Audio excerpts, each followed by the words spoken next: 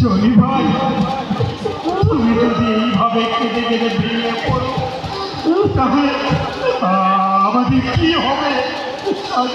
আমাদের আর কি বা করার আছে বলেন?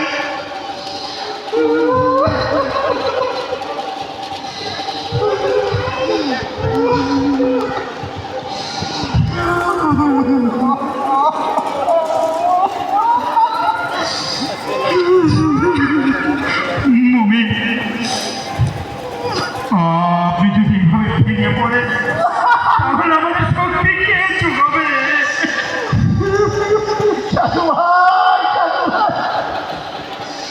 আমি যা সইতে পারছি না।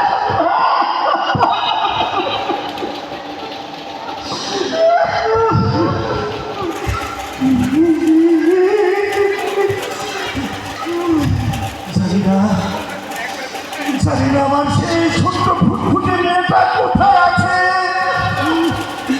কিভাবে আছে, কার কাছে আছে, আমি কিচ্ছু জানি না।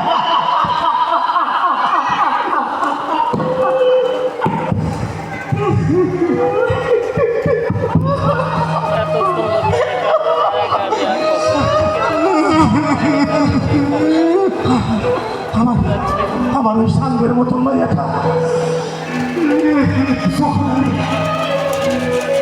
যখন আমি গঞ্জে থেকে আইতাম তখন তখন আমার কাছে দৌড়ে এসে বলতো, বাবা বাবা বাবা তুমি আমার জন্য কি নিয়ে আসো বাবা, আমাকে কি দাও দেখি বাবা, নাকি খায়। সে মেয়েটা কিভাবে আছে সাধু ভাই, আমি জানি না।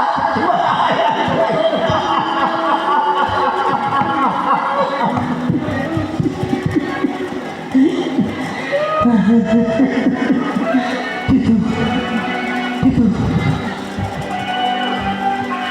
আমার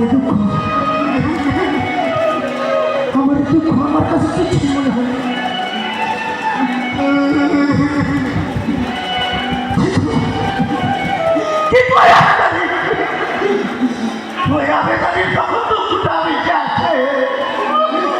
আমার কলকাতা ফেলতে চাই সাধু ভাই।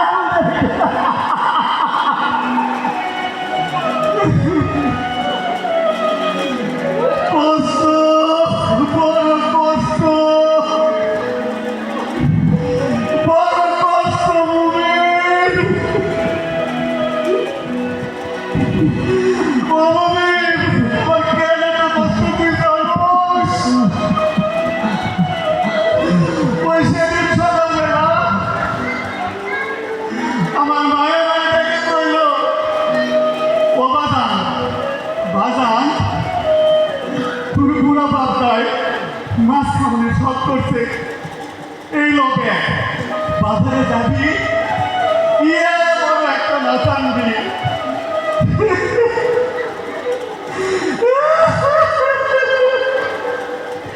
ওই লোকে তারপরে কি হয়েছে জানো? ওই জীবন বই বাজারে গেলাম, মাছ খাইয়া যখন আমি মনে আসলাম, ওই সয়রা আমাকে গুলি করে সব ছেড়ে দিছে। আমার বাবার মাছ খাওয়ানোর জন্য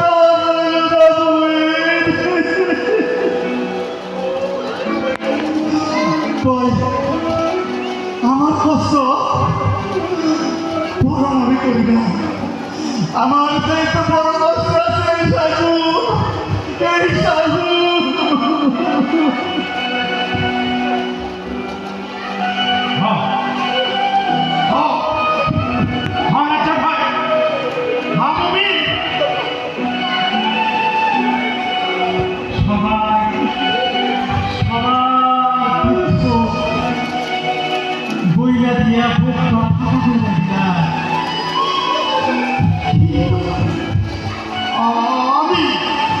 আমি কি বলবো তোমাদের, কি বলবো? আমার বড় স্বপ্ন ছিল আমি বড় একটা চাকরি করবো, ফুটো একটা সুন্দর বউ নিয়ে আসবো, কিন্তু